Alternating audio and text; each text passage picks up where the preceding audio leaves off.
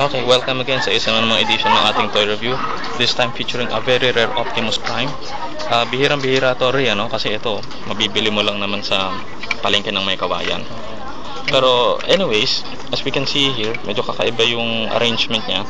Madali lang i-transform to. I-bend mo lang yung paa, ilabas ang hita, then yan, tayuin mo, labas mo ang kamay, yan, labas mo ang kamay niya.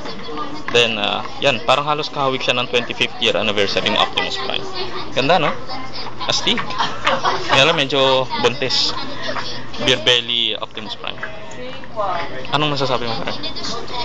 No, this is one of the rare edition of Optimus Prime. Meron pa nga itong candy dati sa likod kaso. Oo, dito. Pero natanggal ko na. Ang sikip kasi nung canister niya talaga eh. Ngayon ko lang natanggal. Grabe. Pero all in all, ang ganda niya. Astig to, Astig. sobra.